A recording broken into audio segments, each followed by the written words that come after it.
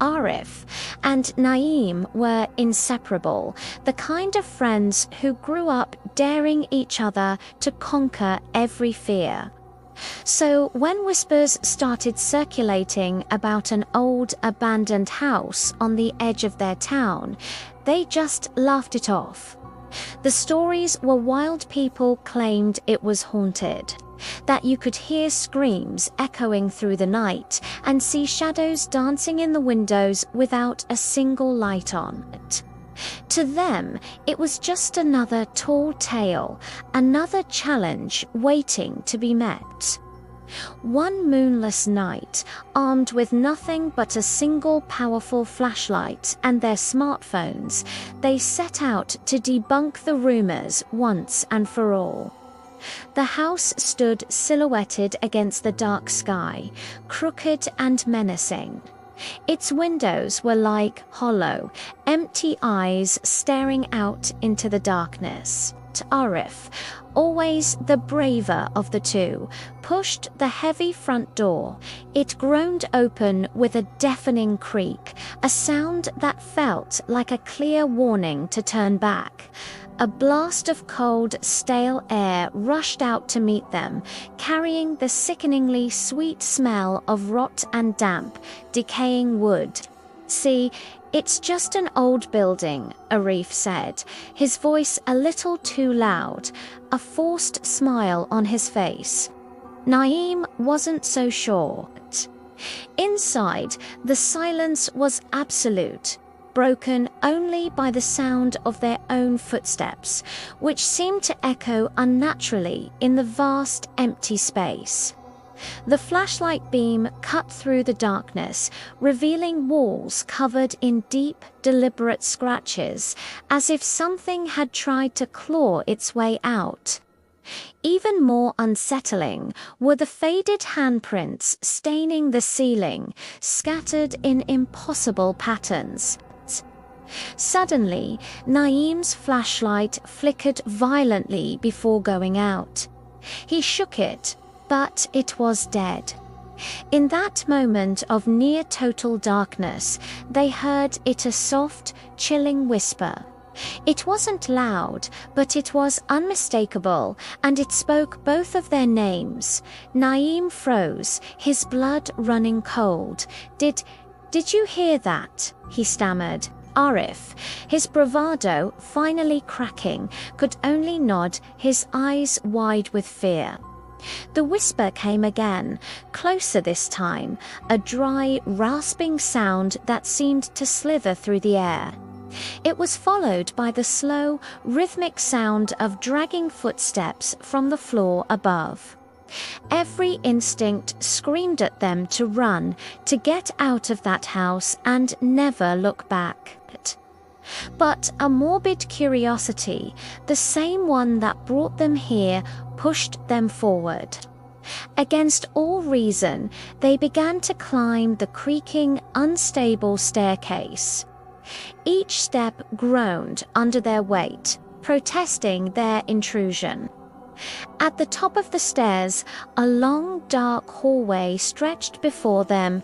At the very end stood a single closed door.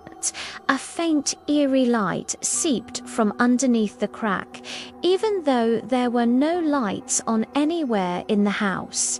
Drawn by an unseen force, Arif slowly reached for the doorknob, but before his fingers could touch the cold metal, the door swung open on its own, silent and inviting. The room inside was small and bare, with peeling wallpaper and a large ornate mirror on the far wall. The glass was cracked and cloudy with age. At first, nothing seemed out of place. It was just an empty, derelict room. But then Naeem let out a choked gasp. He pointed a trembling finger at the mirror. Arif, look. Their reflections stared back at them, but there was something horribly wrong. In the mirror, both of their reflections were smiling wide, predatory, unnatural smiles. But in the room, their faces were masks of pure terror. Arif took a step back in horror, and that's when the true nightmare began. His reflection didn't move. It just stood there, smiling that awful smile. Suddenly, the mirror cracked, the fractures spreading like a spiderweb across the glass. From the center of the cracks, a shadow began to crawl out. It wasn't a normal shadow. It was a three-dimensional being of pure darkness, stretching and contorting in unnatural ways.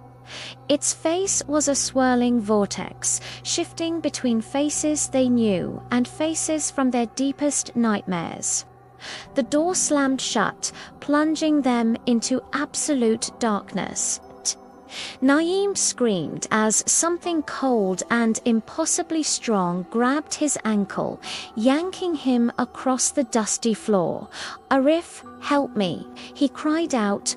Arif lunged forward, grabbing Naeem's arms, but the grip was too powerful. The shadow thing wrapped itself around Naeem, its formless tendrils pulling him, dragging him relentlessly towards the mirror. For a moment, there was a terrible struggle, and then silence. The mirror, which had been a web of cracks, slowly, impossibly, repaired itself until it was smooth and whole again. Arif was alone. He scrambled to his feet and threw himself against the door, pounding on it with bloody fists until it finally gave way. He didn't hesitate. He ran, stumbling down the stairs, his heart hammering against his ribs like a trapped bird. He burst out of the house and collapsed onto the wet grass, gasping for air, his body racked with sobs. The next morning, the villagers, alerted by Arif's frantic story, searched the house from top to bottom. They found nothing.